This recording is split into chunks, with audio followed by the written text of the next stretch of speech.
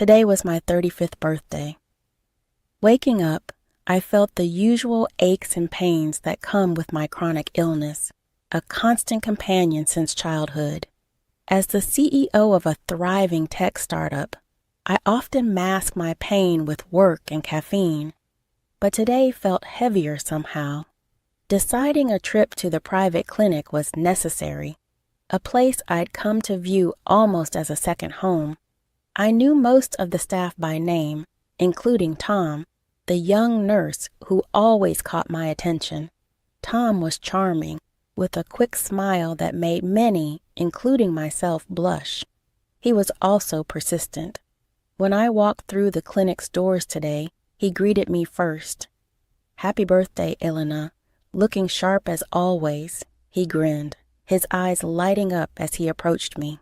"You know, you don't have to face this alone. I'm here." "You know my situation, Tom." "It's complicated," I sighed, settling onto the clinic bed. As Tom prepared the drip, he didn't miss a beat. "I don't care about your illness, Elena. I like you. Whenever you're ready to talk about us, I'm here." Keeping focused on the positives, like my success and independence, was challenging. Despite that, I couldn't deny feeling lonely. The day dragged on with the usual tests and doctor's visits. By late afternoon, I was ready to head home, but Tom had other plans. "Hey, birthday girl, you can't just go home and mope. Let's grab dinner, my treat. Let's celebrate you," he insisted. I hesitated, tempted to spend more time with him beyond the clinic walls. "Okay, but just as friends," I said cautiously. He agreed, though the twinkle in his eye suggested more. Dinner with Tom was effortless and filled with laughter. He had a way of making me forget the clinical routine. Our conversation wasn't just about my health or the clinic. It covered movies, travel, and food. It felt normal, and for a moment I allowed myself to enjoy it. "Elena, you're incredible, you know that," Tom said, as he walked me to my car later. "Listen, I meant what I said earlier. I want to be there for you in whatever way you let me," he said earnestly. I looked up at him, the streetlights casting shadows across his sincere face. "Tom, it's not that simple. My life, my health, it's a lot for anyone to handle. I'm not just anyone," I replied. "Elena, I'm the guy who's asking you to take a chance on me," he responded, his voice steady and sure. I felt a rush of emotions. Here was this wonderful man, willing to accept me with all my complications. "Let's take it slow, okay?" I suggested. As I drove home, his invitation replayed in my mind.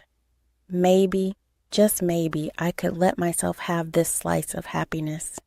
After all, wasn't life too short to spend alone? 6 months flew by faster than I could have imagined. Tom and I were seeing each other regularly, and every moment together seemed to ease the constant discomfort of my illness. He made everything feel simpler, lighter. Yet beneath the surface, I harbored reservations about our future given my health. But Tom never seemed to waver. One crisp Saturday evening, as the autumn leaves painted the city in hues of orange and red, Tom suggested a walk through the park after dinner. "Elena, you know I'm not much for fancy speeches," he began, his voice a bit shaky, which was unlike him. "I've been thinking a lot about us, about how happy you make me. I want this to be a forever thing." My heart skipped a beat. "Tom, are you sure? You know my situation. It's not going to get any easier." "Yeah, I know, and I don't care. I want all of it, the good days, the bad days, and everything in between," he said, taking a small box out of his pocket. He opened it to reveal a simple yet beautiful ring. "Elena, will you marry me?" The proposal caught me off guard. I knew I loved him, but commitment at this level was something I hadn't allowed myself to consider seriously because of my health complications. Seeing him there, so sure of us, made all my defenses start to crumble. "Yes, Tom. Yes, I'll marry you," I said with a smile. We embraced, and for a moment, the world around us seemed to disappear.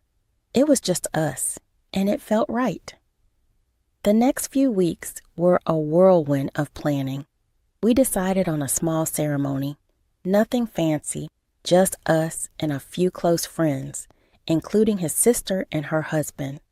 But before any of that, I needed to address the practicalities of our future together. Sitting down with Tom one evening, I brought out the prenuptial agreement I had drawn up.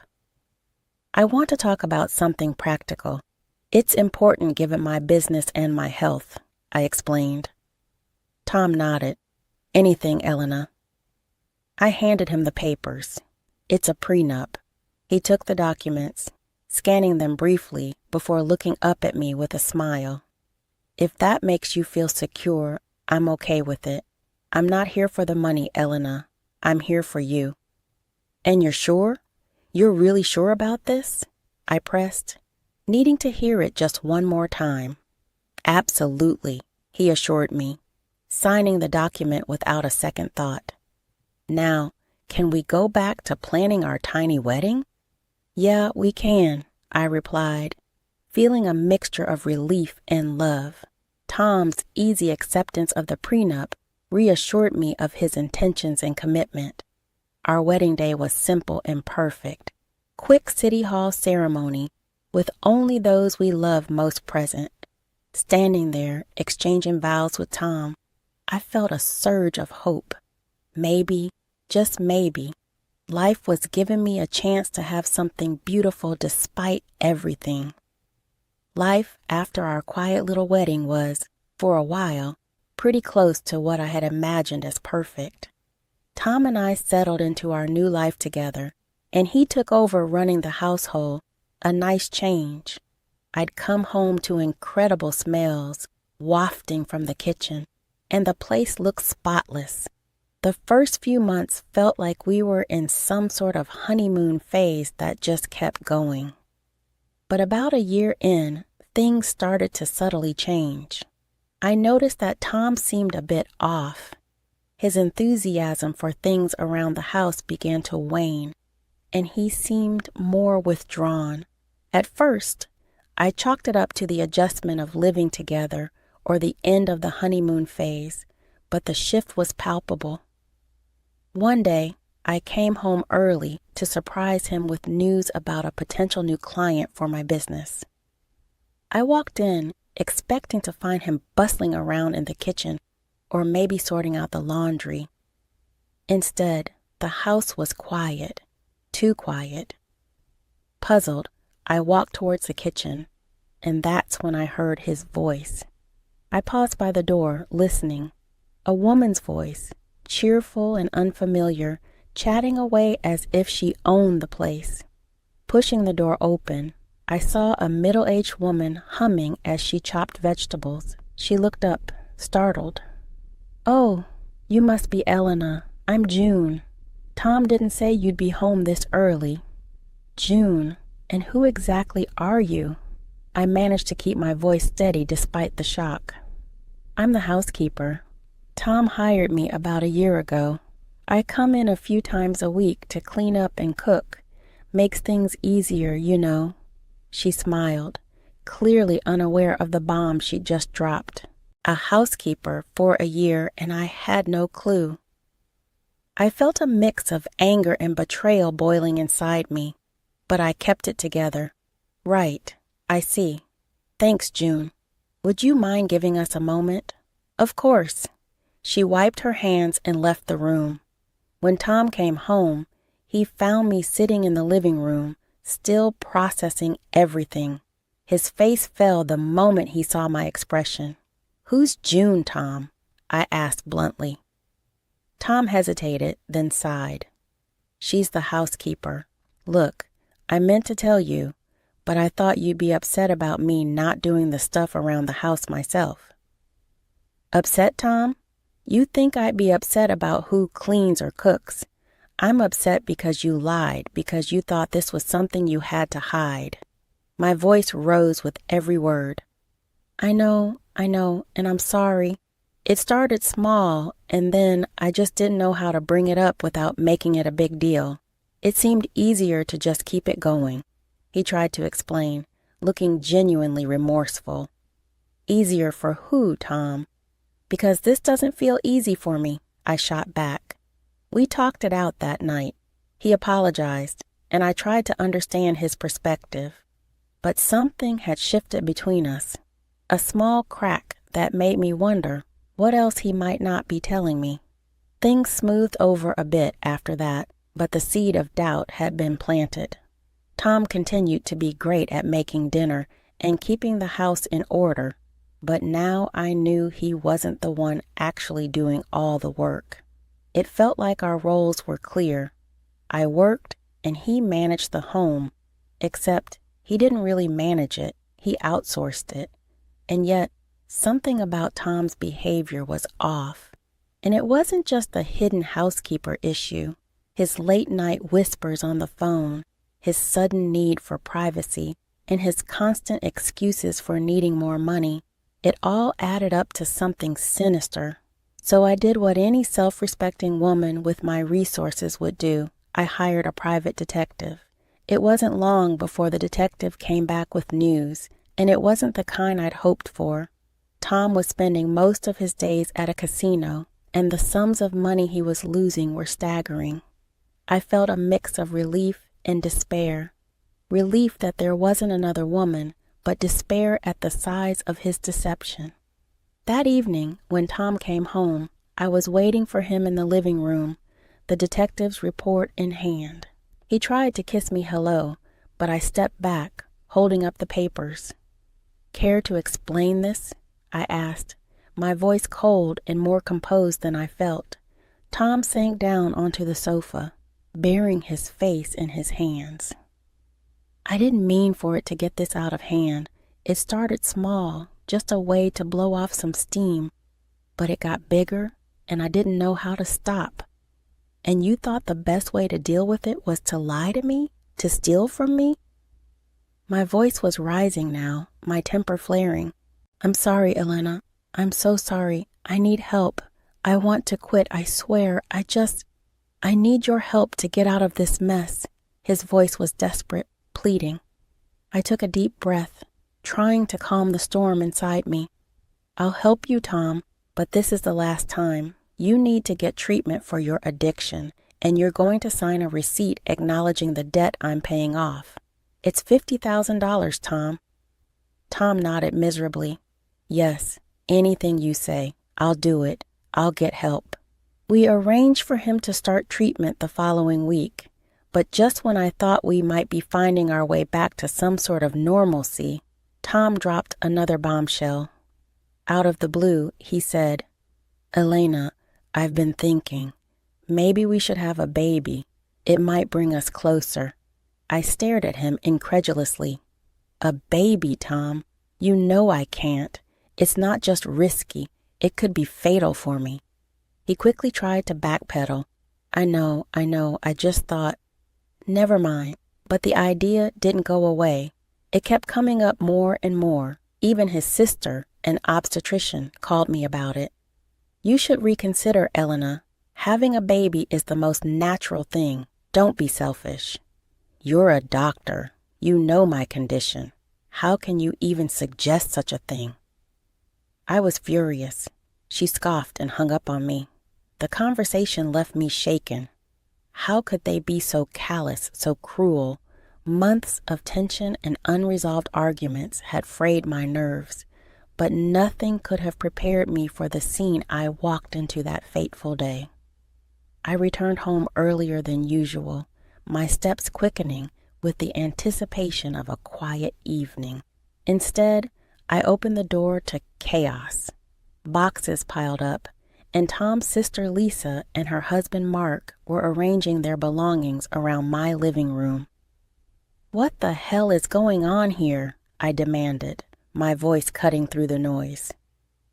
Lisa turned to face me, an unnerving calmness to her demeanor. "Oh, we're moving in, Elena. This is Tom's place, and you should really start packing your things." My eyes flicked to Tom, searching for some sign of confusion or disagreement on his face, but there was none. Instead, he met my gaze with a look that chilled me to the bone. "Elena, I can't do this anymore. You've been manipulating and controlling me for years. It's over," Tom declared, his voice cold and distant. "Manipulating me? Tom, what are you talking about?" "You heard him," Mark chimed in, his voice just as harsh. "He's done being your slave." Tom stepped forward, a stack of papers in hand. "Here are the divorce papers. I'm also filing for compensation for years of emotional abuse and alimony. I need to look after my well-being now." The room spun as I took the papers from his hand. This was a nightmare. I glanced through the documents, each word of betrayal, but rising panic gave way to a steely calm. I let out a laugh, short and devoid of humor. "Well, you're in for a surprise. But go on, think what you want. You'll be hearing from my lawyer." Without another word, I went to our bedroom, packed a suitcase with essentials, and prepared to leave. There was no point in arguing. The man I had married, the man I thought I knew, was gone. I drove away from the apartment and headed toward the elite cottage village where I had a house waiting, a home that was truly mine, bought long before Tom entered my life. As I passed the familiar gates and nodded to the guards, a weight lifted off my shoulders. The house was exactly as I left it, spacious, quiet, and tailored to my needs. It had always been my sanctuary, a place I had prepared for my future, knowing my health might take a turn for the worse. As night fell, I made a few phone calls, informing my closest friends of the situation and reassuring them I was okay. My lawyer was up next, ready to discuss our strategy. Tom and his outrageous claims would not go unchallenged. A few days after settling into my sanctuary, I was startled by a frantic call from Tom. His voice, laced with panic and fury, blared through the phone. "Elena, you've set me up. This is some kind of sick game to you, isn't it?" Calmly, with a small smile, I replied, "Tom, if you think there's been a misunderstanding, why don't you come over and we'll talk about it? I'll send you the address." Soon after, the village gate swung open and Tom, alongside Lisa and her husband Mark, drove through. I watched from the window as their car pulled up, their faces pressed against the car windows, eyes wide as they took in the view of my expansive home. They approached my front door, still gaping at the luxurious setting, their previous bravado seeming to shrink a bit. As I opened the door, I couldn't help but cough to clear the silence, then offered a wry smile. "Well, what brings you to my humble abode, Tom?" Reaming some of his earlier fire, Tom blurted out, "Your lawyer called me. He said I have to pay next month's rent for the apartment. $6,000. You never told me it wasn't your apartment. You never asked about it. And if you want to live in that apartment, pay the rent," I explained with deliberate patience. Lisa, ever the opportunist, chimed in, elbowing Tom. "And what about this place? It's gorgeous." Tom nodded vigorously. "Yeah, why don't you just give us this house instead of that apartment? Otherwise, we'll sue you for everything you've got." Their audacity was almost comical. I couldn't help but burst into laughter. "You want to sue me for this house, Tom dear? I bought this house long before you were in the picture. You have no claim over it whatsoever." Their faces turned red with frustration, and the shouting escalated. "You can't just kick us out. We have rights," Tom yelled. "That's where you're wrong," I replied, my voice firm as I picked up the phone. "Security, could you please escort these people out? They seem to be lost." Within minutes, the village security arrived, and the trio was promptly shown out. As they were escorted away, their indignant protests faded into the distance, leaving behind a quiet that settled over the house like a comforting blanket. After they left, I sat back down, the laughter gone replaced by a weary sigh. It was clear that Tom and his sister were grasping at straws, trying to intimidate me into giving up what was rightfully mine. I called my lawyer again, going over the details of the day's confrontation. "We need to be prepared for whatever they might try next," I told him, my tone resolute. "Don't worry, Elena, we'll handle this. They have no legal standing," he reassured me. The day of the court hearing arrived with tension thick enough to slice through. I walked into the courtroom, my lawyer at my side, ready to face whatever Tom and his family had concocted. The allegations were ludicrous. Tom claimed that I had exploited him, turning him into what he dramatically referred to as my slave. He recounted stories of endless chores and a thankless life under my supposed tyranny, all while his sister Lisa and her husband Mark nodded vigorously, echoing his every word. I resisted the urge to roll my eyes. Luckily, it was soon our turn to present the reality of the situation. My lawyer stood, adjusting his suit jacket with calm assurance. "Your Honor, we have evidence that contradicts every single one of Mr. Thomas's claims," he stated confidently, then turned to call our first witness. The au pair Tom had hired, June, came forward. "I worked in their home, doing all the household chores and cooking. Mr. Thomas Elliott hardly lifted a finger," she testified, her statement backed by employment records and salary slips proving Tom hardly contributed to the household work as he claimed. After June's testimony, my lawyer presented the prenuptial agreement. "As per this legally binding document signed by both parties," he continued, pointing to the signatures at the bottom of the page, "it clearly states that in the event of a divorce, Mr. Elliott is entitled to nothing, no alimony, no compensation." The courtroom was silent as the weight of the document sank in. Tom's face drained of color when my lawyer added, "Mr. Elliott, did you read this document before you signed it?" Tom stuttered, "Well, I saw the part about if something happened to Elena." "But you didn't read it all, is that correct?" my lawyer pressed. "Yes, but I didn't think," Tom started. "You didn't think to read what you were signing," my lawyer cut him off, turning back to the judge. "Your Honor, we also wish to present proof of Mr. Elliott's gambling debts, which Mrs. Elliott generously cleared and for which we have a signed acknowledgement from Mr. Elliott himself." I watched as Tom slumped in his seat, the reality of his situation finally hitting him. When the judge finally spoke, her voice was clear and firm. "After reviewing the evidence and hearing the testimonies, it is this court's decision to grant the divorce requested by Mrs. Elena Elliott. Furthermore, all claims for compensation and alimony by Mr. Thomas Elliott are denied." As we walked out of the courtroom, a sense of profound relief washed over me.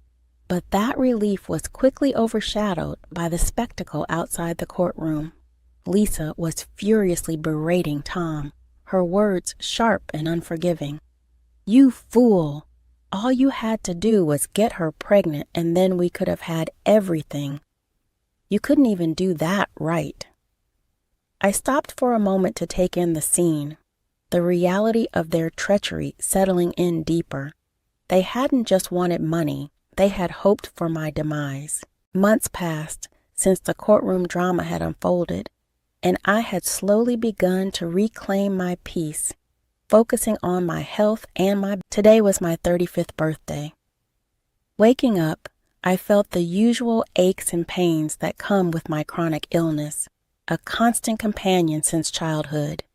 As the CEO of a thriving tech startup, I often mask my pain with work and caffeine, but today felt heavier somehow.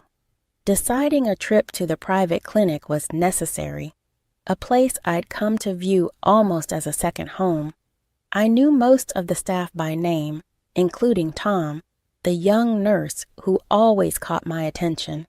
Tom was charming, with a quick smile that made many, including myself, blush. He was also persistent.